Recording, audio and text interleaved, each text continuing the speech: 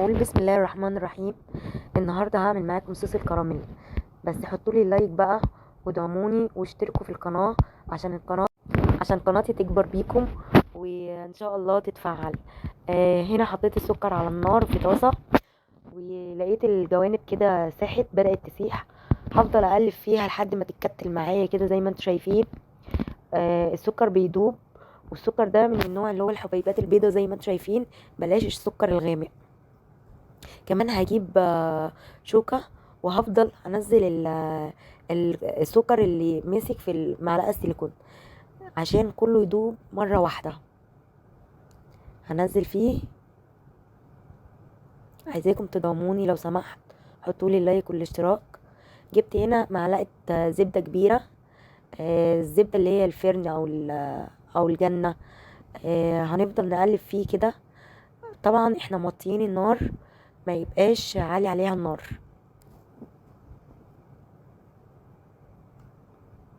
هجيب نص كوباية لبن، دي معلقة كريم شانتيه، هقلب فيها كويس الكريم شانتيه. ديت معلقة نشا كبيرة، وانا احتجت على فكرة معلقة كمان، قلبتها بس ما صورتهاش.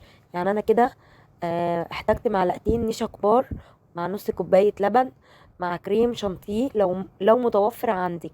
مش متوفر يبقى هو اللبن والنشا. هنزل كده على السكر اللي احنا دوبناه بالراحة، هنفضل نحرك فيه لحد ما السكر بتاعنا يدوب. هنزل هنا برضو لو متوفر عندك شوكولاتة بيضة هنحط معلقة. مش متوفر يبقى السكر والنص كوباية اللبن والمعلقتين النشا، هو ده الأساس، وحتة الزبدة. هنفضل نقلب فيه كده، هتلاقوا السكر أو الكراميل معانا زي ما انتم شايفين مكتل.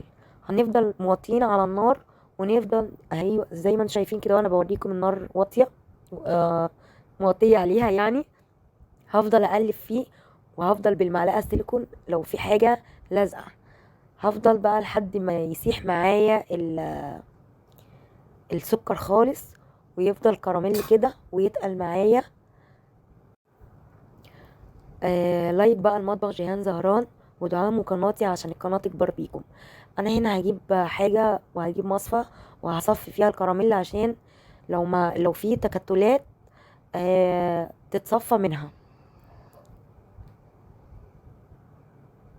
وهجيب المعلقة وهفضل انزل الكراميل لحد ما الكراميل بتاعنا يبقى صافي.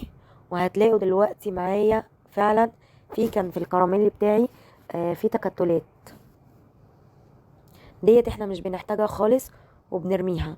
ومعاكي كده بقى صوص كراميل، والله والله الريحة تجنن، والطعم حكاية بجد، حكاية. هتحتاجيه في وصفات كتيرة قوي. وما تنسوش بقى اللايك والاشتراك لمطبخ جيهان زهران. هجيب هنا علبة، كانت عندي علبة نوتيلا فاضية، انا ما برميش العلب ديت. هنزل فيها الكراميل، واحطه بقى في التلاجة او في الفريزر لوقت الاستخدام.